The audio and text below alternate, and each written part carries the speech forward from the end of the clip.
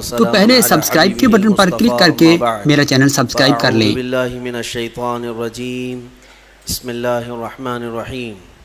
ان اللہ وملائکتہ یصلون علی النبی یا ایہا الذین آمنوا صلوا علیہ وسلموا تسلیما۔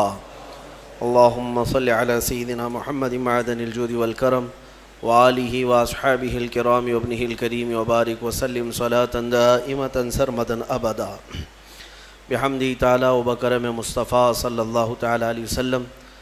آج کی شب میں قرآن عظیم کے 22 پارے مکمل ہو چکے ہیں۔ اللہ عز و جل بقیہ قرآن عظیم کو صحیح تجوید سے پڑھنے اور آپ سب کو سماعت کرنے کی توفیق عطا فرمائے۔ 22ویں پارے کے اخیر میں سورہ یاسین کی ابتدا ہوتی ہے اور ہم نے سورہ فاطر کے اختتام تک آج تلاوت کی ہے۔ انشاءاللہ کل سورہ یاسین سے تلاوت ہوگی۔ اللہ نے چاہا تو کل مکمل یاسین مبارکہ سنانے کی کوشش کی جائے گی۔ آج ہم نے جو سورتیں تلاوت کی ہیں اس میں جو سورہ احزاب ہے اور اس کے بعد سورہ سبا اور سورہ فاطر، میں 21ویں پارے کے سلسلے میں بھی کل جیسے کہ آپ کو عرض کیا تھا کہ سورہ روم اور سورہ لقمان، سورہ سجدہ جو کل ہم نے تلاوت کی تھی، اللہ تبارک و تعالیٰ نے ایمان والوں کو ایک بہت پہلے ہی بشارت دے دی تھی۔ کس بات کی؟ کہ اللہ تبارک و تعالیٰ نے وحی کے ذریعے سے اپنے حبیب صلی اللہ تعالیٰ علیہ وسلم کو یہ بتایا تھا کہ رومی مغلوب ہو جائیں گے۔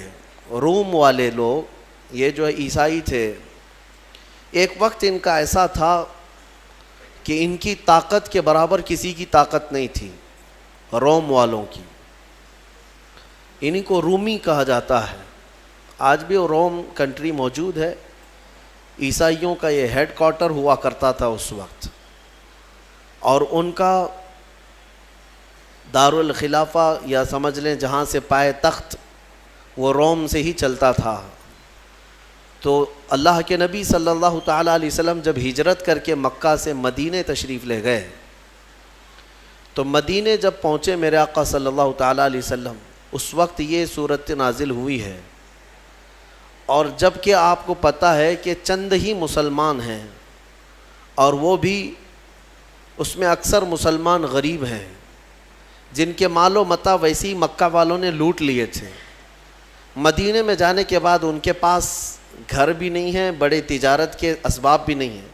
ان حالات میں اللہ تبارک و تعالیٰ اپنے رسول کو اگر کسی بات کی خبر دے رہا ہے تو دنیا کی سب سے بڑی طاقت کے بارے میں۔ مسلمان جب یہ بولنے لگ گئے کہ دنیا کی سب سے بڑی طاقت روم یہ شکست کھا جائے گی اور یہ مغلوب ہو جائیں گے، ختم ہو جائیں گے، تو مکہ والے ان کا مذاق اڑانے لگے۔ ان کو دیکھو ان کی حیثیت کیا ہے، یہ چھوٹے لوگ ہیں، غریب لوگ ہیں، اور بڑی طاقت کے بارے میں کہہ رہے ہیں کہ وہ مغلوب ہو جائیں گے۔ مثال کے طور پر اگر کوئی چھوٹے گاؤں کے رہنے والا آدمی بڑی بڑی طاقتوں کے ختم ہونے کی بات کہے تو دنیا اس کا مذاق اڑاتی ہے، یہ بظاہر دیکھا جائے تو۔ مکہ والے مشرکین صحابہ کا مذاق اڑانے لگے کہ یہ رومیوں کے بارے میں کہہ رہے ہیں۔ روم کی طاقت جانتے بھی ہو کہ کیا ہے؟ روم کے پاس لاکھوں کی فوج اور پورا ٹرینڈ لوگ ہوا کرتے ہیں، بہت کچھ ان کے پاس اسلحے اس زمانے کے، اور طاقت بھی، دولت بھی، سب کچھ ان کے پاس تھا رومیوں کے پاس۔ اور ادھر دیکھو تو صحابہ اکرام رضوان اللہ تعالیٰ علیہ مجمعین ایک کھجور پر پورا دن گزارا کر رہے ہیں، اسباب نہیں، کچھ نہیں۔ ان حالات میں جب وہ روم کے فتح کی بات کریں، روم کے مغلوب ہونے کی بات کریں تو دنیا کے تو سمجھ میں نہیں آئے گا، دنیا تو مذاق ہی اڑائے گی۔ لیکن حالات نے دیکھا، چند سال گزرے، یہی مدینے کے وہ صحابہ جو پیوند لگے کپڑے پہنتے اور پیروں میں چپل تک نہ ہوتے، ان کا ٹھاٹے مارتا ہوا سمندر ملک روم تک پہنچا اور روم کے تخت کو بھی الٹ کر کے رکھ دیا۔ ہاں، نکل کر کے صحرا سے جس نے الٹ دیا تھا تخت روما کو، اقبال نے کہا ہے نا، نکل کر کے صحرا سے جس نے الٹ دیا تھا تخت روما کو، سنا ہے قدسیوں سے میں نے کہ وہ شیر پھر ہوشیار ہوگا، اقبال نے کہا ہے۔ تو یہ وہی صحابہ کرام رضوان اللہ تعالیٰ علیہ مجمعین ہیں جن کو دیکھ کر کے مکہ والے مذاق اڑاتے تھے کہ ان کی حیثیت کیا ہے، لیکن انہوں نے دنیا کی سب سے بڑی طاقت سے ٹکر لیا اور روم جو ہے شکست کھا کر بکھر گیا، کئی ٹکڑوں میں تقسیم ہو گیا، ان کے اندر آپس میں اختلافات بھر گئے۔ روم کی شکست ہوئی، اس کے بعد پھر ایران کی بھی شکست ہوئی، دو بڑی سپر پاور طاقتیں اس زمانے کی، ایک روم اور ایک ایران۔ روم کو ہی قیصر کہتے ہیں، ایران کے بادشاہ کو کسرا کہتے ہیں۔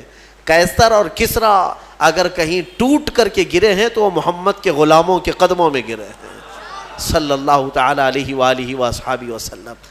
میرے عزیزو، یہ وہی صحابہ تھے جن کے بارے میں اقبال نے کہا تھا کہ کچھ بات تو ہے کہ مٹتی نہیں ہستی ہماری، صدیوں رہا ہے دشمن دور زماں ہمارا۔ اور پھر اقبال نے انہی کے لیے کہا تھا کہ تھمتا نہ تھا کسی سے سیل رواں ہمارا، کوئی روک نہیں پاتا تھا اس طوفان کو جو مدینے سے نکلا تھا، سارے خس و خاشاک بہا لے جائے، سارے ملک جو ہے ان کے زیر نگی ہو جائیں۔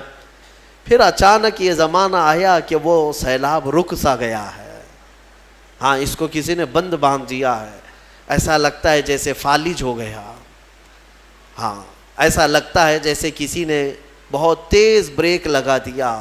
کون لگائے گا؟ خود ہی ہمارے اعمال ہیں، یہ ہمارے شامت اعمال کی وجہ ہے کہ ہمارے ٹائر چلنے سے اب رک چکے ہیں، قدم آگے بڑھنے سے اب رک چکے ہیں، جام ہو چکے ہیں۔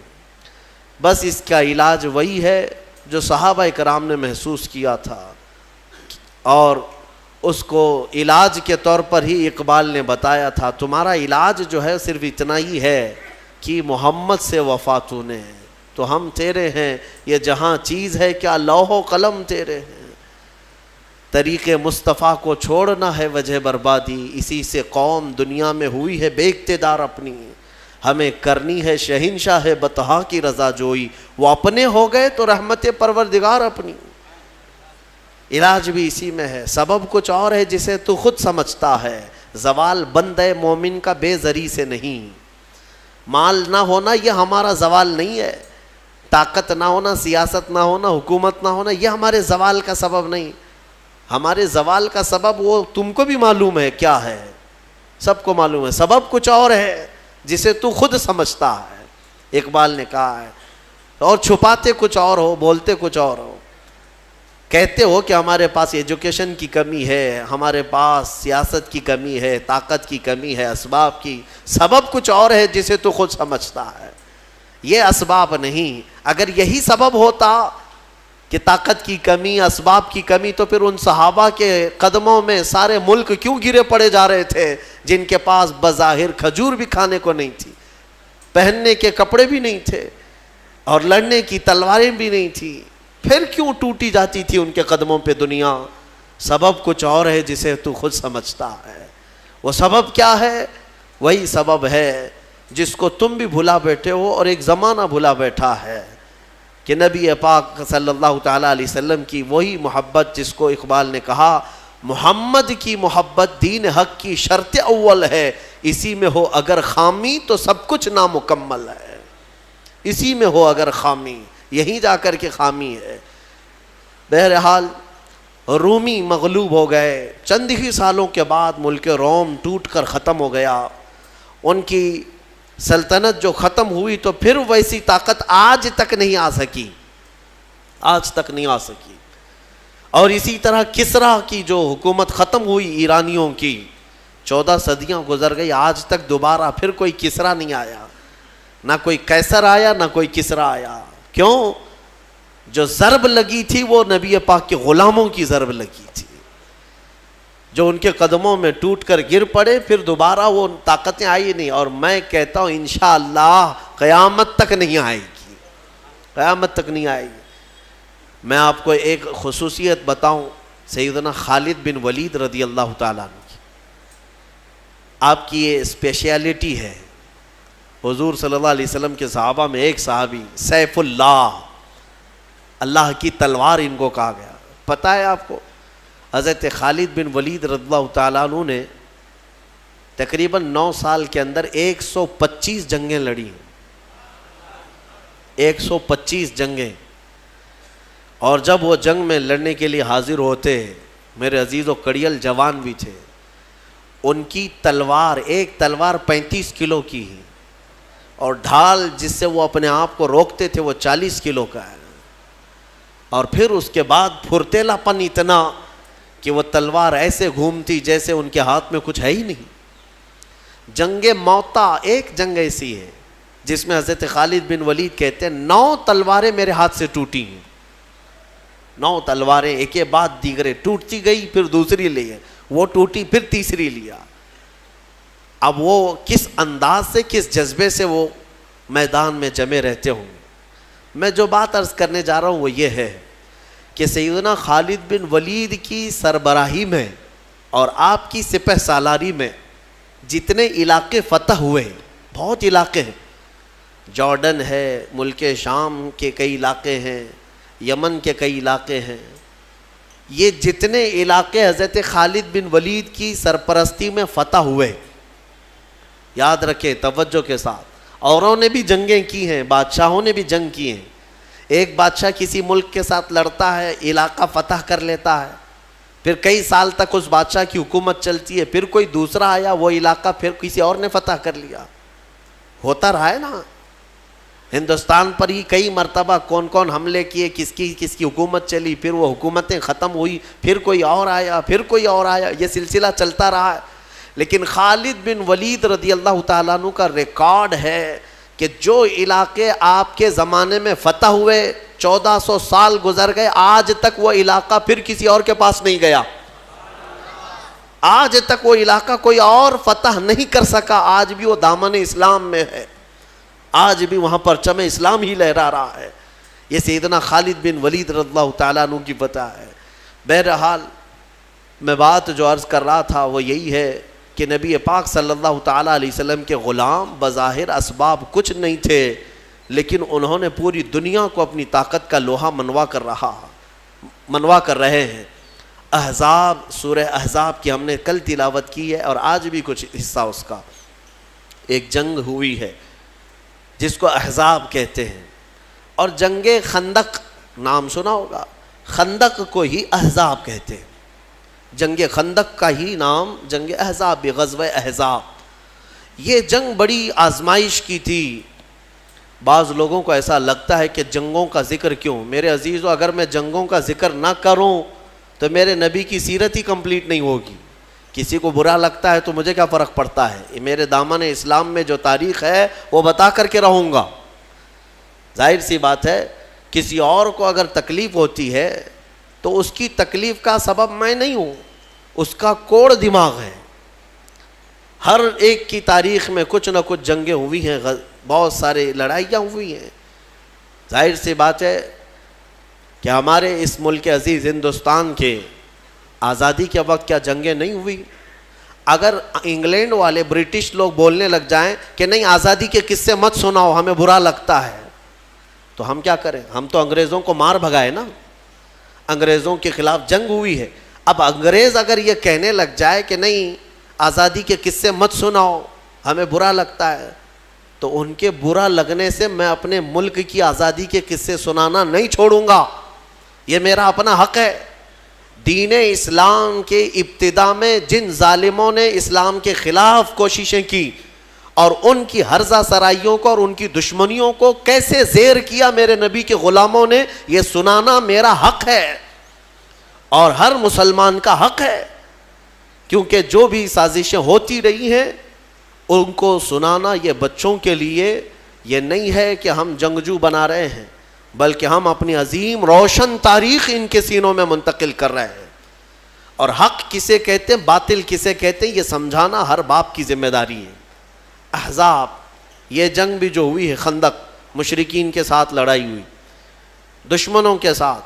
ایک بات میں آپ کو بتاؤں، پہلے بھی میں نے عرض کیا ہے، حضور پاک صلی اللہ تعالیٰ علیہ وسلم اور ان کے صحابہ مکہ والوں کو چھیڑ چھیڑ کر کے لڑنے کے لیے جاتے تھے یا مکہ والے لڑنے کی تیاریاں کیا کرتے تھے؟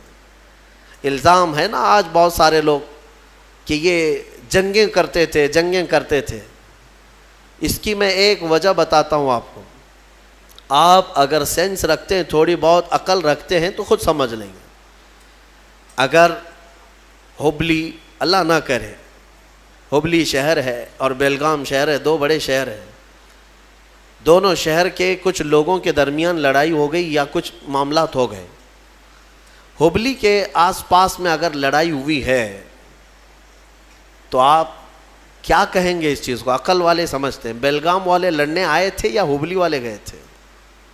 وہ لوگ 100 کلومیٹر دور سے سفر کر کے یہاں آئے ہیں، اسی لیے قریب میں لڑائی ہوئی. اور اگر اس شہر کے قریب میں لڑائی ہوتی تو آپ پر الزام ہوتا کہ آپ گئے تھے لڑنے کے لیے. بات صحیح ہے. اب جتنی بھی جنگیں آپ دیکھیں گے، جنگ بدر، جنگ احد، جنگ خندق، یہ سب مدینے کے آس پاس ہوئی ہیں. اس کا مطلب یہ ہے کہ صحابہ نہیں جاتے تھے، مکہ والے لڑنے کے لیے آتے تھے. کیڑے کم تھوڑی نہ تھے، مار کھاتے تھے، مرتے تھے، پھر آتے تھے. حضور پاک صلی اللہ تعالیٰ علیہ وسلم اور صحابہ کو چھیڑنا ان کی عادت تھی. جنگ خندق بھی جو ہوئی ہے وہ کہاں ہوئی؟ مکہ میں نہیں ہوئی، مدینے کے آس پاس. مدینے سے صرف 5 کلومیٹر کا فاصلہ ہے. یہ مکہ والے پوری تیاری کر کے 12,000 لوگوں کو جمع کر کے لائے تھے. اتنا بڑا لشکر کہ جنگ احد کے بعد یہ تیسری جنگ تھی. ان کا حوصلہ تھوڑا بڑھ گیا تھا، مدینے والوں کو ماریں گے. اور مدینے میں رسول کریم صلی اللہ تعالیٰ علیہ وسلم کے ساتھ جو صحابہ، اس وقت بھی فاقے کا عالم تھا، ابھی پورے اسٹیبلش نہیں ہے. اور یہ جو جنگ لڑی گئی ہے وہ ایک الگ ٹیکنیک سے لڑی گئی تھی. حضرت سلمان فارسی رضی اللہ تعالیٰ عنہ صحابی رسول، وہ فارس کے رہنے والے تھے. وہاں جو جنگیں لڑی جاتی تھی، 2 جماعتوں کے بیچ میں ایک گڑھا کھود دیا جاتا تھا، خندق. عرب والوں کو یہ طریقہ معلوم نہیں تھا. حضرت سلمان فارسی نے حضور اکرم صلی اللہ علیہ وسلم کی بارگاہ میں مشورتاً عرض کیا کہ مشرکین مکہ اگر آئیں گے تو ایسا ہے کہ مدینے میں داخل ہونے کا ایک ہی بڑا راستہ ہے جس سے پوری فوج جا سکتی ہے، باقی سب چھوٹے چھوٹے راستے. اس بڑے راستے کے باہر ہم لوگ ایک بڑی خندق کھود دیتے ہیں تاکہ وہ آئیں تو مدینے شہر کے اندر نہ آئیں، کیونکہ شہر میں اگر لڑائی ہوگی تو گھر ٹوٹیں گے، بستیاں اجڑیں گی، دکان برباد ہوں گے، بہت کچھ ہو جائے گا. اس لیے ان کو شہر کے باہر ہی گھیر دیتے ہیں. حضور نے ان کا مشورہ پسند کیا اور خندق کھودی گئی. تقریباً 1 مہینے تک کھودی گئی تھی اور وہ کافی بڑی خندق. عرب کا تیز دوڑنے والا اچھی نسل کا گھوڑا بھی چھلانگ لگا کر اس خندق کو پار نہیں کر سکتا تھا، اتنی چوڑی تھی وہ خندق. اس خندق کو کھودنے میں خود میرے آقا صلی اللہ تعالیٰ علیہ وسلم نے اپنے ہاتھ میں کلہاڑی اٹھائی ہے. اور یہ وہ دور تھا جب صحابہ بھوک کی شدت کی وجہ سے پیٹ پر پتھر باندھتے تھے. حضرت ابو ہریرہ فرماتے ہیں، نہیں بلکہ دوسرے صحابہ اکرام سے یہ روایت ہے کہ حضور پاک صلی اللہ تعالیٰ علیہ وسلم اس وقت اپنا جبہ اٹھا کر دکھاتے ہیں تو آپ کے پیٹ پر 2 پتھر بندھے ہوئے تھے. یہ پتھر کیوں باندھتے تھے اس وقت؟ کہ مضبوط ایک کپڑے سے پتھر باندھ دیے جاتے تھے تاکہ بھوک پریشان نہ کرے. پیٹ اگر خالی چھوڑ دیا جائے تو بار بار بھوک لگتی ہے، اور اس پیٹ کو ٹائٹ باندھ دیا جائے تو بھوک کم لگتی. یہ عربوں کا طریقہ تھا، پیٹ پر پٹا باندھ لیتے تھے. حضور اکرم صلی اللہ تعالیٰ علیہ وسلم اس وقت پتھر باندھے رہتے تھے کہ بھوک پریشان نہ کرے. اور خندق جو کھودی گئی ہے انہی فاقہ کشی کے عالم میں کھودی گئی ہے. پھر اس کے بعد مشرکین جب آئے تو وہ دیکھ کر کے حیرت میں رہ گئے، یہ کیا طریقہ ہے؟ ہم کو شہر میں داخل ہونے نہیں دیا جا رہا ہے، یا مطلب یہ چیز نہیں تھی ان کے لیے. خندق کے اس طرف کھڑے ہو گئے.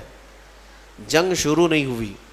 اس میں 3 بڑی جماعتیں تھیں، قبیلہ بنو غطفان اور قریش، اور پھر ایک نجد کا ایک قبیلہ تھا. بڑے بڑے 3 قبیلے اس میں آئے تھے جنگ کرنے کے لیے. حضور پاک صلی اللہ تعالیٰ علیہ وسلم اور ان کے صحابہ، آزمائش میں آپ کو بتاؤں کیسی تھی. مدینے والے اس وقت جتنے تھے سب کے ساتھ میرے آقا صلی اللہ علیہ وسلم نے ایگریمنٹ کیا تھا، جو یہودی ہیں، عیسائی ہیں، سب کے ساتھ کہ حملہ مدینے پر ہو رہا ہے، لہٰذا ہم ساتھ مل کر کے لڑیں گے، شہر کی حفاظت ضروری ہے۔ یہودی جو تھے اس میں بنو نذیر ایک قبیلہ ہے اور بنو قریظہ، یہ دو قبیلے تھے۔ بنو نذیر کے ساتھ بھی حضور صلی اللہ علیہ وسلم نے معاہدہ کیا تھا، مکہ والوں کے خلاف ہم سب مل کے لڑیں گے، کیونکہ نقصان ہوگا تو تمہارا بھی ہوگا ہمارا بھی ہوگا مدینے پر۔ تو سب کا اس بات پر ایگریمنٹ تھا۔ لیکن آپ کو میں بتاؤں، جب لڑائی کے لیے آئے تو طے یہی پایا تھا کہ وہ مدینے کے جتنے یہودی اور عیسائی ہیں وہ بھی حضور کے ساتھ کھڑے رہیں گے۔ لیکن ان ظالموں نے کیا کیا، حضور اکرم صلی اللہ تعالیٰ علیہ وسلم کے ساتھ آئے نہیں میدان میں، چند اپنے لوگوں کو بھیجا اور اپنے سارے قلعے میں یہودی بیٹھ کر میٹنگ کرنے لگے اور حضور پاک کی ساری تیاریوں کی خبریں مکہ کے کافروں کو دینے لگے، مشرکین۔ یہ دھوکے باز تھے، حضور پاک صلی اللہ علیہ وسلم کی ساری خبریں مکہ والوں کو پہنچانے لگے۔ انہوں نے دھوکہ دیا، خدا کیا، غش کیا، یہ ساری چیزیں ہوئی۔ اب جو حضور کے ساتھ تھے اس میں کچھ منافقین بھی آئے ہوئے تھے اور وہ موسم کی سختیاں دیکھنے لگے، ایسی ہوائیں تیز چلی کہ لوگوں کا کھڑا ہونا مشکل تھا وہاں۔ ہنالک ابتلی المؤمنون وزلزلوا زلزالا شدیدا، اللہ فرماتا ہے یہ وہ جگہ تھی جب مومنوں کو آزمایا گیا اور انہیں بہت اچھی طرح سے ہلا دیا گیا تھا۔ وَإِذْ يَقُولُ الْمُنَافِقُونَ، اور اس دن منافق یہ کہہ رہے تھے، کیا کہہ رہے تھے؟ ارے ہمارے گھر میں عورتیں خالی ہو گئی ہیں، چھت اڑ گئی ہیں اور ہم کو جانا ہے مدینے میں، یہ کہہ کر کے حضور کو چھوڑ کر چلے گئے۔ جو جماعت میں یہ وہ لوگ تھے جو مسلمان نظر آتے تھے، حضور کے ساتھ نماز بھی پڑھتے تھے، ان کا سب مسلمانوں کے ساتھ چلتا تھا، لیکن جب حالات سخت ہو گئے بھاگ گئے۔ وہ ایک ہی لاٹھی سے بھاگنے والے لوگ سب مدینہ میں بھاگ کر کے چلے گئے، اور میدان میں کون بچے؟ وہی صحابہ جو نبی پاک صلی اللہ تعالیٰ علیہ وسلم کے لیے اپنی جان بھی قربان کرنے کے لیے حاضر رہا کرتے تھے۔ وہ عاشقین کی جماعت کھڑی رہ گئی، اس میں چند لوگ تھے۔ اب مجھے بتائیے، منافقین چھوڑ کر مدینے گئے، یہودی دھوکہ دے کر کے میٹنگ کر رہے ہیں مدینے میں بیٹھ کر، اور سامنے 12,000 کا لشکر ہے مشرکین کا، اور خندق ہے، اور صحابہ کے پاس کھانے پینے کو کچھ بھی نہیں ہے۔ ایک رات ایسی بھی آئی، ایک رات کہ وہ مشرکین وہاں بڑے بڑے جانور ذبح کر کے بھون رہے تھے، گوشت کھا رہے تھے، روٹیاں پک رہی تھیں۔ ظاہر سی بات ہے ادھر کے کھانے کی خوشبو ادھر بھی آتی ہوگی، اور ادھر صحابہ کا حال یہ تھا کہ 10 صحابہ میں 4 کھجوریں گھوما کرتی تھی، 10 صحابہ میں۔ رات کے وقت صحابہ کھڑے رہ جاتے اور ان کے کھانے پینے چل رہے ہیں۔ حضور پاک صلی اللہ تعالیٰ علیہ وسلم نے صحابہ سے پوچھا کہ مجھے لگتا ہے کہ تمہیں کھانے کی خوشبوؤں نے پریشان کر رکھا، اور ادھر کے کھانے کی۔ میں ایک بات بتاتا ہوں، حضور اگر خیمے میں آرام کر رہے ہوں، گھر کے اندر ہوں، ایک بھی کوئی صحابی ادھر سے ادھر گیا ہو 2 روٹیاں مانگنے کے لیے یا 1 بوٹی مانگنے کے لیے کہ میاں ہمیں بھی تھوڑا سا کھانا پانی دے دو، لنگر بٹتا ہے تو کیسے بھیڑ لگ جاتی ہے، ایک صحابی بھی گیا ہو؟ تاریخ میں ڈھونڈ کر کے نکالو، ایک صحابی سے بھی آپ نہیں دکھا سکو گے۔ یہ وہ لوگ نہیں ہیں جو 500 1000 کی نوٹ دکھائے تو پارٹی بدل لیں۔ ہاں، صبح کچھ اور جھنڈا، دوپہر میں کچھ اور جھنڈا، شام میں کوئی اور جھنڈا، سب کے 1000 ہے۔ گلے میں پٹا بھی الگ الگ ہے، صبح نیلا پٹا تھا، دوپہر میں پیلا پٹا، اور رات میں لال پٹا۔ یہ سارے دوپٹے والے، ان کا کوئی اپنا موقف نہیں ہوتا، صرف اور صرف دولت کے ہوس میں ادھر سے ادھر بدلنے والے۔ میرے عزیزو، صحابہ کرام کا حال یہ تھا، شدت کی بھوک تھی لیکن کھانے نے ان کے قدموں کو نہیں ڈگمگایا۔ حضور پاک نے جب پوچھا تو صحابہ عرض کرتے ہیں، یا رسول اللہ صلی اللہ تعالیٰ علیہ وسلم، ہم میں سے کوئی اس میدان میں کھانے روٹی بوٹی کے لیے نہیں آئے، ہم تو اپنی جانیں آپ کے قدموں پہ لٹانے آئے ہیں۔ صحابہ کرام کا وہ جذبہ تھا۔ اس کے بعد ہوا کیا، ایک صحابی کی وجہ سے پوری جنگ پلٹ گئی. حضرت نعیم یہ ادھر کے خیمے کے تھے، ایمان لے آئے. حضور پاک صلی اللہ علیہ وسلم کے چہرے جمال جہاں آرا کو دیکھ کر وہ بے قابو ہو گئے. خندق کراس کر کے آئے، ایمان لے آئے. اور پھر حضور پاک صلی اللہ تعالیٰ علیہ وسلم سے اجازت لے کر کے واپس اسی خیمے میں گئے. ان تینوں قبیلوں میں جو تھے، بڑے بڑے جو 3 قبیلے تھے، ان کے تینوں کے درمیان کچھ نہ کچھ چل رہی تھی باتیں. ظاہر سی بات ہے، لیڈ کون کرے گا، آگے کون جائے گا، اس میں بہت سارے جھگڑے ہوا کرتے ہیں. ان کے اندر اتحاد نہیں تھا. حضرت نعیم رضی اللہ تعالیٰ عنہ نے اسی کمزوری کو ان کے محسوس کیا اور تینوں قبیلوں کو برابر اپنی اپنی جگہ پر لگایا.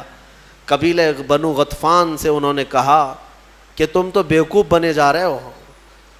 قریش جو ہے اپنے مجاہدین اور اپنے سپاہی پہلے نہیں اتاریں گے، پہلے تمہارے اتاریں گے. اور بنو نجد محمد صلی اللہ علیہ وسلم سے معاہدہ کر چکے ہیں، ہاں وہ تو ختم کرنے والے ہیں، جنگ میں لڑیں گے نہیں. ان سب میں آپس میں ہی یہ شک تھا کہ ہم سب دھوکے میں تو نہیں آ گئے. تینوں قبیلوں کے درمیان ایسی باتیں ہو گئی کہ دوسرے دن اٹھ کر کے سب لڑنے لگے کہ تمہارے پہلے اتارو، تمہارے پہلے اتارو. اس لیے کہ ان کو یہ شک ہو گیا تھا کہ اگر یہ قبیلہ اپنے سپاہیوں کو نہیں اتار رہا ہے تو اس کا مطلب ہے دال میں کچھ کالا ہے. وہ قبیلہ بھی یہی سمجھ رہا تھا کہ یہ کیوں نہیں اتار رہے. ان تینوں کے درمیان ایسی پھوٹ پڑی کہ وہ آپس میں لڑ پڑے. حضور پاک صلی اللہ تعالیٰ علیہ وسلم سے ابھی جنگ کی نوبت نہیں آئی تھی. اچھا ایک بات اور بتا دوں، یہ جنگ ہونے سے ایک رات پہلے ادھر سے تینوں قبیلوں کے ایک سردار آئے حضور صلی اللہ علیہ وسلم کے پاس، کہا کہ ہم صلح کر لیں گے آپ سے، جنگ نہیں کریں گے، لیکن صلح اس بات پر ہوگی کہ مدینہ طیبہ کی جو کھجوریں سال بھر میں نکلتی ہیں وہ آدھی کھجوریں ہر سال پوری ہمیں دے دی جائیں گی بغیر معاوضے کے. یہ ٹیکس ہے، یہ صلح نامہ ہے. مدینے کے جتنے پھل ہیں آج پوری دنیا کھا رہی ہے. آپ جانتے نہیں ہیں مدینے کی کھجوروں کی برکت کیا ہوتی ہے، اندازہ بھی نہیں ہوگا آپ کو. میرے عزیزو، آج کے زمانے میں کہہ رہا ہوں، مدینے کے باغات کی جو کھجوریں نکلتی ہیں، آپ کو پتہ بھی ہے سال میں 2 کروڑ حاجی وہاں پہنچتے ہیں. 2 کروڑ تقریباً، حج کے، عمرہ کے، رمضان کے، یہ سب ملا کر سال بھر میں 2 کروڑ لوگوں کا آنا جانا ہوتا ہے. اور 2 کروڑ میں سے ہر کوئی اگر 1 کلو بھی کھجور لے جاتا ہے تو 2 کروڑ کلو کھجور صرف مدینے سے نکلتی ہے. اور مدینے کے باغات کتنے ہیں وہ دیکھو تو آپ کو حیرت ہوگی. کہاں ہیں باغات؟ بہت نہیں ہیں، ایسے نہیں ہے کہ جہاں تک دیکھو باغیچے ہیں. وہ چھوٹے چھوٹے باغیچے ہیں، کوئی 4 ایکڑ میں ہے، کوئی 6 ایکڑ میں ہے، کسی کا 10 ایکڑ میں ہے. اس طرح کے باغات ہیں. لیکن آج تک ہم نے نہیں سنا کہ سال بھر میں، رمضان میں ہو کہ حج کے موسم میں ہو، یا کبھی بھی حاجیوں کو کبھی کھجور مدینے میں کم پڑی ہو. کبھی نہیں ہوا، بلکہ ایکسٹرا ان کے پاس رہتی ہے ہمیشہ. مدینے کی کھجوروں کی جو برکت ہے وہ آپ سوچ بھی نہیں سکتے، اندازہ بھی نہیں لگا سکو. یہ تو میں صرف اجوا کھجور کی بات کر رہا ہوں جو 2 کروڑ سے زیادہ نکلتی ہے. باقی اور مدینے میں 40 قسم کی کھجوریں اور پیدا ہوتی ہیں.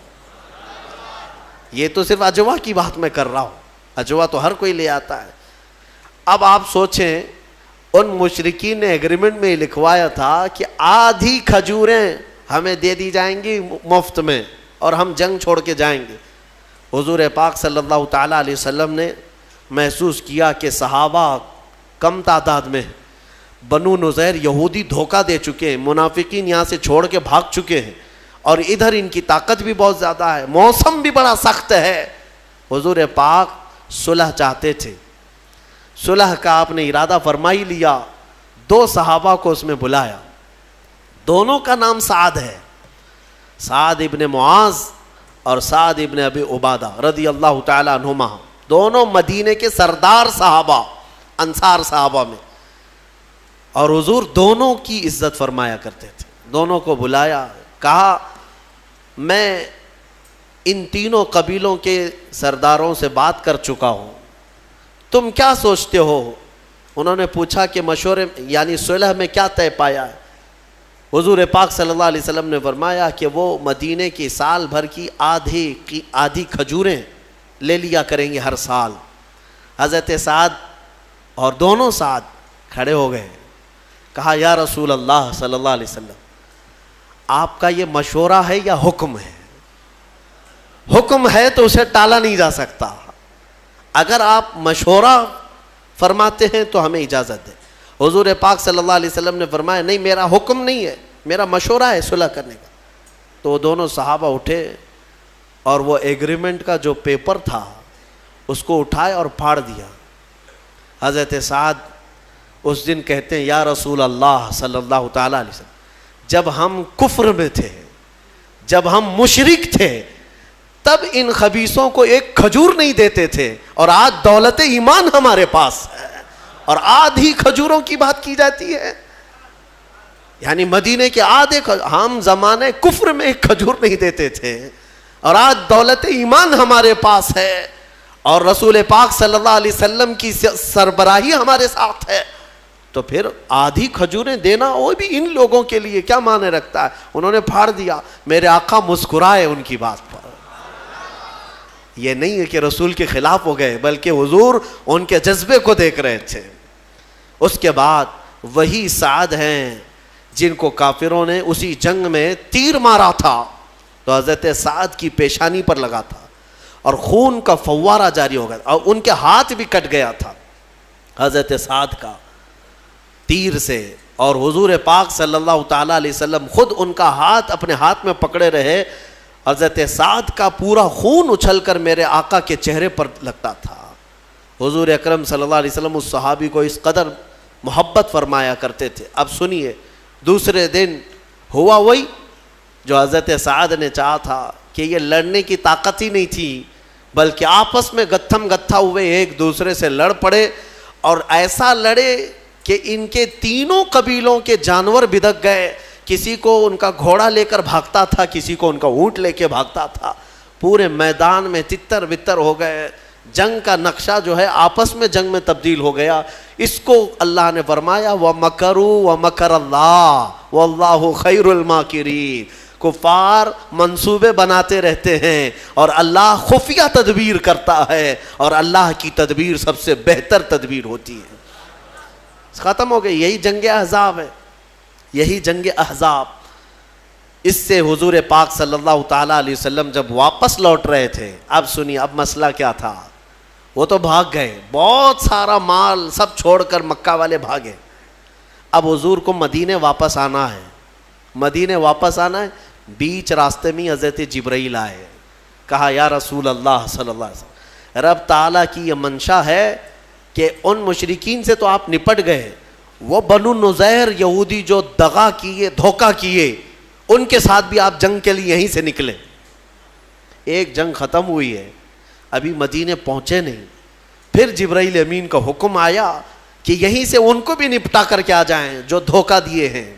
بنو نذیر یہ بھی مدینے کے باہر رہتے تھے، ایک قلعے میں بند ہو کر انہوں نے ایگریمنٹ بھی توڑ دیا تھا، بلکہ ہتھیار صاف کر رہے تھے کہ اب مکہ والوں نے تو مدینے حضور صلی اللہ علیہ وسلم کو مار دیا ہوگا، ہم بھی نکلیں گے، ہم بھی ماریں گے، پورا مدینہ ہمارا ہے۔ وہ سارے شیخ چلی کے پلان پہلے سے بن رہے تھے، انہیں پتہ ہی نہیں میدان میں ہوا کیا ہے۔ جب وہاں پر وہ سب میٹنگیں چل رہی تھی، ادھر جبرائیل امین حضور سے عرض کر رہے تھے کہ آقا رب تبارک و تعالیٰ کا حکم ہے۔ اب میرے آقا صلی اللہ تعالیٰ علیہ وسلم نے صحابہ سے پوچھا، ایک مہینے تک جنہوں نے خندق کھودی ہو، بھوکے پیاسے کھڑے ہوں، کئی زخمی ہو چکے، اور اس جنگ کی اختتام کے بعد مدینے لوٹ رہے ہوں، بیچ راستے میں حضور پھر کہیں کہ یہاں سے اور ایک جنگ پہ جانا ہے، کیا کیفیت ہوگی؟ سننے میں تمہیں آسان لگے گا، پریکٹیکلی معلوم پڑے گا۔ روزے کے عالم میں صبح نکل کر کے کسی جگہ جاؤ، کام کرو، دوپہر میں کوئی آ کر کے کہے یہاں سے اور ایک جگہ جانا ہے، منہ لٹکا لو۔ ہاں وہ صحابہ 1 مہینے تک وہاں کھڑے رہے بھوکے پیاسے، ایک دن کی بات نہیں. جنگ میں بیچ راستے میں حضور پاک نے پوچھا صحابہ سے کہ میرے صحابہ، جبرائیل آئے اور مجھے اللہ تعالیٰ کا یہ پیغام سنا ہے کہ یہاں سے بنو نذیر کے خلاف جنگ کے لیے ہمیں نکلنا ہے، جنہوں نے دھوکہ دیا ہے مدینے والوں کو، تمہارا کیا خیال ہے؟ صحابہ نے یہ کہا کہ مرہم پٹی کر لیں گے، کھانا پانی پی کر کے کھا کے آئیں گے، بیویوں سے بات کر کے آ جائیں گے، گھر بار دیکھ کے آئیں گے. مہینہ بھر ہوا. حضور نے جب پوچھا کہ تمہارا کیا خیال ہے، صحابہ کہتے ہیں یا رسول اللہ دیر کس بات کی، چلے یہیں سے چلتے ہیں. ایک صحابی نے بھی یہ نہیں کہا کہ مدینے جانا ہے، مدینہ 5 کلومیٹر ہے، وہیں سے میرے آقا کے ساتھ چل پڑے. قرآن نے اسی لیے ان صحابہ کے بارے میں کہا ہے رضی اللہ عنہم ورضوا عنہ، اللہ ان سے راضی ہوا اور یہ اللہ سے راضی ہوئے. یہ یوں ہی نہیں ہے، اللہ تعالیٰ ان صحابہ سے کیوں راضی تھا کہ انہوں نے اپنی جانیں جوخم میں ڈالی ہیں لیکن شکایت کبھی نہیں کیا. بھوک بھی برداشت کیا، پیاس بھی برداشت کیا، مصیبتیں بھی برداشت کی، لیکن شکایت کبھی نہیں کیا. بنو نذیر کی جنگ میں بھی گئے اور پھر اس قلعے کا محاصرہ کیا. وہ تو میاں مٹھو بنے ہوئے پہلے سے پلان بنا رہے تھے، ان کو ایسا لگ رہا تھا ہم مار ڈالیں گے، کاٹ ڈالیں گے، ختم کر ڈالیں گے. حضور پاک باہر کھڑے صحابہ کے ساتھ، ان کو بلایا آ جاؤ. انہوں نے کہا ہم جنگ کریں گے. حضور پاک صلی اللہ علیہ وسلم کی طرف سے حکم ہوا کہ ہم جنگ نہیں کرنا چاہتے، تم آ جاؤ، تم سب نے دھوکہ دیا ہے، ایگریمنٹ توڑے. اندر سے ان لوگوں نے پلان بنا کر کے یہ کہا کہ چلو لڑتے ہیں جتنے ہیں. کیا لڑ پاتے محمد عربی صلی اللہ علیہ وسلم کے ان شیروں کے ساتھ. نیچے آئے، دوپہر تک نہیں ہوئی کہ سب کے سب وہیں ڈھیر ہو گئے. کئی قیدی بن گئے اور کئی مارے گئے، اور اس کے بعد اس علاقے کو، اس اڈے کو بھی ہمیشہ کے لیے ختم کر دیا گیا، بنو نذیر کو. اب مدینہ طیبہ میں نبی پاک صلی اللہ تعالیٰ علیہ وسلم کی اسی سلطنت کا اسٹیبلشمنٹ ہوا جو آج تک ہمارا مرکز اسلام ہے.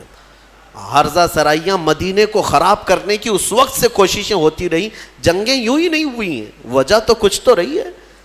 کوئی بھی جہاد میرے پاس لا کر کے دکھاؤ، میں اسباب بتاتا ہوں، اس کے ریزن بتاتا ہوں کہ کیوں ہوئی، تب تمہیں پتہ چلے گا کہ انصاف اور حق کس کی طرف ہے. یقیناً میرے آقا صلی اللہ علیہ وسلم رحمت للعالمین ہے. ہاں وہ جنگوں کے لیے نہیں بلکہ خواہش نہیں فرماتے. خود میرے آقا نے فرمایا کہ جنگوں کی خواہش مت کرو، دشمن سے مڑ بھیڑ ہونے کی تمنا مت کرو کہ میں جاؤں گا، ماروں گا، کاٹوں گا. نہیں، تمنا مت کرنا، میرے آقا کی حدیث ہے. ہاں حضور نے پھر اس حدیث میں یہ بھی فرمایا، ہاں اگر کوئی زبردستی تمہارے سر پر سوار ہو جائے تو پھر اپنے قدم بھی پیچھے مت ہٹانا، پھر ثابت قدمی کے ساتھ جمے رہنا، کیونکہ اللہ تبارک و تعالیٰ نے ہمیں بھی قوت عطا فرمائی ہے، طاقت ہمیں بھی عطا فرمائی ہے. اسی لیے میں آج یہ کہتا ہوں میرے عزیزوں، آج کچھ برساتی کیڑے نکلے ہوئے ہیں گلی کوچوں میں اور دنگائی جو فساد مچا کر، مجھے ہنسی بھی آتی ہے اور حیرت بھی ہوتی ہے کہ کچھ لوگ اپنے شکتی پردرشن کے لیے تلواریں لہرا کر کے دکھا رہے ہیں مسجدوں کے باہر، چھریاں، چاقو، تلواریں. کیا اب یہ جلوس تلواروں کا ہونے لگ گیا؟ مجھے حیرت ہوتی ہے کہ یہ آج اس طرح سے کیوں پرمیشن دی جا رہی، کیوں اجازت دی جا رہی ہے، وہی بہتر جانے. لیکن میں ایک جملہ ضرور کہنا چاہوں گا، ان تمام کیڑوں سے جو ابھی برسات میں پیدا ہوئے ہیں، تلواریں تم ان کو دکھا رہے ہو جو 1400 سال سے کربلا سنتے آ رہے ہیں. 1400 سال سے جو کربلا سنتے آ رہے ہیں، ان کے سامنے تم یہ ساری چیزیں لہرا رہے ہو. ہم خواہش نہیں رکھتے جنگ کرنے کی، ہم اپنے ملک عزیز کے امن کو خراب ہونے نہیں دینا چاہتے. ہم یہاں پر اس ملک کی فضا کو مقدر اور برباد ہونے نہیں دینا چاہتے. الحمدللہ یہاں کی مٹی سے ہمیں محبت ہے، امن و امان قائم رکھنے کی ہم بھرپور کوششیں کرتے ہیں.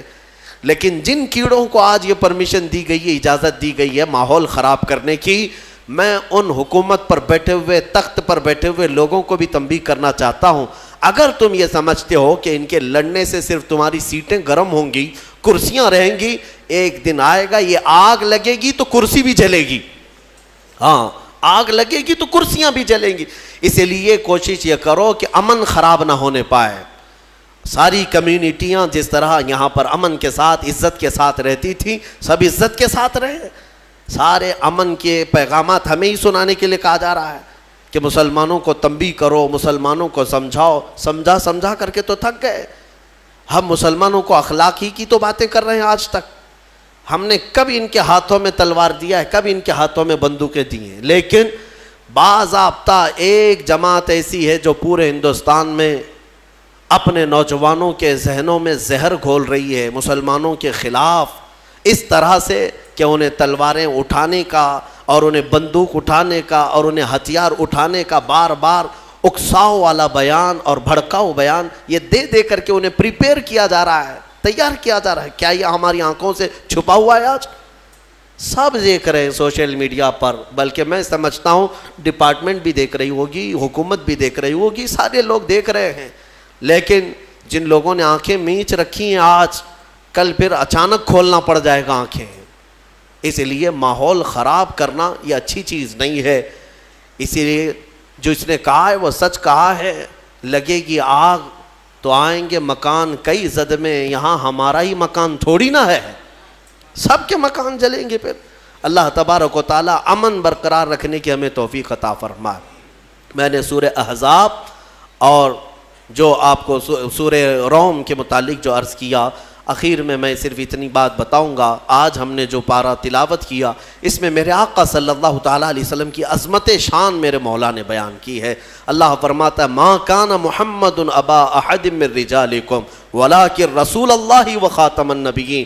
محمد تم میں سے کسی مرد کے باپ نہیں بلکہ وہ اللہ کے رسول ہیں اور خاتم النبیین ہیں، نبیوں میں سب سے اخیر آنے والے ہیں. اور اللہ تعالیٰ نے ان کی عظمت شان میں یہ فرمایا انا ارسلناک شاہدا و مبشرا و نذیرا. اے محبوب ہم نے آپ کو گواہ بنا کر بھیجا ہے، ہم نے آپ کو گواہ بنا کر بھیجا ہے اور خوشخبری دینے والا اور ڈر سنانے والا اور اللہ کی طرف دعوت دینے والا بنا کر آپ کو بھیجا ہے. وسراجا منیرا اور روشن چمکتا ہوا چراغ بنا کر کے بھیجا ہے. اللہ خود فرما رہا ہے اپنے نبی کے بارے میں، اللہ نے اپنے رسول کو کیا بنا کر بھیجا ہے؟ سراجم منیرا کا مطلب ایک ترجمے میں یہ فرمایا گیا ہے کہ اجالا والا سورج بنا کر کے بھیجا ہے. سراج سورج کو چراغ کو کہتے ہیں، لیکن یہاں پر چراغ نہیں سورج بنا کر کے بھیجا ہے. اسی لیے ہم اپنے نبی پاک صلی اللہ تعالیٰ علیہ وسلم کے بارے میں یہ موقف رکھتے ہیں کہ نبی اکرم صلی اللہ تعالیٰ علیہ وسلم ہے مدینے میں لیکن ان کی چمک ہر علاقے میں موجود ہے، پوری دنیا میں ان کی چمک ہے. جب سورج ایک جگہ طلوع ہوتا ہے ہر جگہ نظر آتا ہے تو مدینے کا سورج بھی ہوگا اپنی قبر انور میں آرام فرما، لیکن ہر مومن کے دل میں بھی ہے اور ہر عاشق کی آنکھوں میں بھی ہے، ہر جگہ پر موجود ہے. وہ حاضر و ناظر ہے. ہمارا عقیدہ ہے نا حضور پاک صلی اللہ علیہ وسلم حاضر بھی ہیں ناظر بھی. حاضر و ناظر کا مطلب کیا ہے؟ حاضر کا مطلب موجود، ناظر کا مطلب دیکھنے والا. وہ ایک ہی لفظ سے سمجھ میں آ جاتا ہے. اللہ فرماتا ہے اے محبوب ہم نے آپ کو گواہ بنا کر بھیجا ہے. گواہ کون ہوتا ہے؟ گواہ کس کو کہتے ہیں پتہ ہے نا؟ مثال میں آپ کو بتاتا ہوں، اگر یہاں ایکسیڈنٹ ہو گیا یا کچھ ایسا حادثہ ہو گیا اور اس وقت آپ کورٹ میں پیش کیے گئے پولیس کی طرف سے، جج آپ سے سب سے پہلا جو سوال کرتا ہے وہ کیا ہے؟ کیا تو حادثے کے وقت موجود تھا؟ اگر آپ کہیں گے نہیں تھا تو کیا تمہاری گواہی تم کو وٹنس بنایا جا سکتا ہے، ساکشی ہو سکتے ہو؟ نہیں. جج کہے گا وہاں نہیں تھے تو پھر یہاں کیوں آئے؟ دوسرا سوال جج کا یہی ہوتا ہے جب یہ حادثہ ہوا کیا تو اپنی آنکھوں سے دیکھا ہے؟ آئی وٹنس اس کو کہتے ہیں. گواہ کا اس جگہ پر ہونا بھی ضروری ہے اور دیکھنا بھی ضروری ہے، تب جا کر کے اس کی گواہی قبول ہوگی. اب حضور گواہ ہیں تو کس کے گواہ ہیں؟ تفسیر میں فرمایا گیا پوری امتوں کے حضور گواہ بنا کر اٹھائے جائیں گے. قیامت کے دن حضور صرف اپنی امت نہیں، ساری امتیں جو اب تک آئیں سب کے گواہ بن کر کے تشریف لائیں گے. حضور قیامت کے دن سب کے گواہ ہوں گے. کس چیز کے گواہ؟ ان کے اعمال کے. یہ سب اپنے نبیوں کو جھٹلائے ہوں گے دنیا میں، لیکن وہاں کہہ رہے ہوں گے ہمارے پاس نبی آئے ہی نہیں تھے. پھر رب تبارک و تعالیٰ رسول سے فرمائے گا آپ کیا فرماتے ہیں؟ حضور کی گواہی وہاں پر لی جائے گی کہ یہ جھوٹ بول رہے ہیں، نبی آئے بھی تھے اور تبلیغ بھی کیے تھے۔ اب پتہ یہ چلا کہ رسول پاک ساری امتوں کے اگر گواہ بنا کر قیامت کے دن تشریف لائیں گے تو اس کا مطلب یہ ہے کہ ہر زمانے میں میرے آقا حاضر بھی تھے اور ناظر بھی تھے، موجود بھی ہیں اور دیکھ بھی رہے ہیں، آج بھی وہ دیکھ رہے ہیں۔ بہرحال اللہ تبارک و تعالی ہمیں اہل سنت و جماعت پر قائم و دائم رکھے، میرے آقا صلی اللہ تعالی علیہ وسلم کا سچا عشق تو ہمیں پہلے عطا فرمائے۔ سبسکرائب کے بٹن پر کلک کر کے وآخر دعوانا میرا چینل الحمدللہ سبسکرائب رب کر لیں۔ العالمین۔